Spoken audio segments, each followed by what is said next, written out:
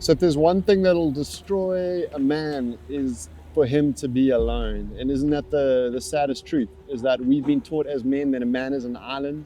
We've been taught how to exist alone, how to be independent, how to be upfront, how to win at all costs. And yet the biggest way to turn our lives into rubbish dumps of chaos, confusion, anxiety, and depression is to separate ourselves from community, even when we're in crowds of people. And so what we've learned so far is that in order to come back into communities, we actually need to let our egos fall. We need to learn a reliance on other people, to feel that reliance and be able to move through it. We've learned that we need to start doing hard things, to forage, and we've learned that we actually need to find a way to show up in community as ourselves, as men who are savage, raw, and yet gentle, kind, and wanting to be in community. And so the final sections, or the final 4 videos of this series, is about how do we exist in community well. And the starting point for that is to come into agreement or an understanding the fact that happiness, for men in particular, is a team sport. It really is a team sport. Happiness is a team sport. You can't be happy alone. Men cannot exist alone. We have to exist in community. We have to, especially when things are hard, exist with friends. And we know this because the studies show us that those who have friends, men who have friends, are far happier, far likely to do hard things, and far more likely to go after their goals. So friendship creates meaning, it creates purpose.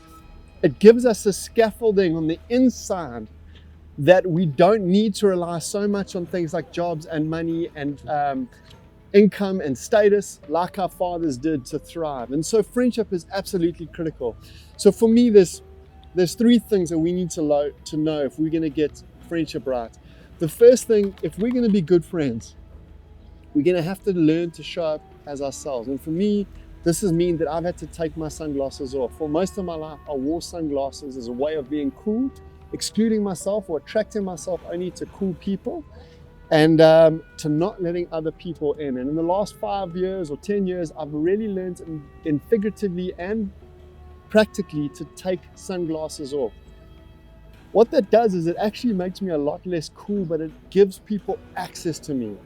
It's stripped me from the lie that friends are fashion items, and it's given me the ability to attract people that actually like me because they can see me for who I am. So don't take the metaphor too far, but if we're going to be in friendship, we're going to have to let go of the idea that we can have it together all the time, and we're going to have to let other people come in. We're going to have to allow them into the uncool, unsafe spaces of our heart. That's the first thing. The second thing, if we're going to be good friends, we're going to have to be the kind of friend that we want others to be towards us. And that's a challenging thing to do because many of us have, like we saw with foraging, have grown lazy. We've grown comfortable. We've grown very much entitled, or in many ways narcissistic, gathering only things that give us benefit. And actually, friendship requires work. It requires the ability to realize that our friends aren't perfect and are unsafe. And so we're going to have to be the ones who lead in that way, assuming that our friends aren't in a healthy space that we are in. And the third thing we're going to have to get comfortable with is this idea of investing wisely. We can't be friends with everyone. We can't go deep with anyone. My definition of friendship is someone who knows everything about me, someone I speak to at least once a week, and someone that I can be completely myself with. And so if you think about that, you've only got capacity really for 5 or 10 really great friends. So not everyone is going to be your deep, intimate friend. And so actually we have to choose friends wisely. And so how do you learn to invest wisely in good friendships? Well, firstly, the biggest question is you have to ask yourself, who loves me for who I am?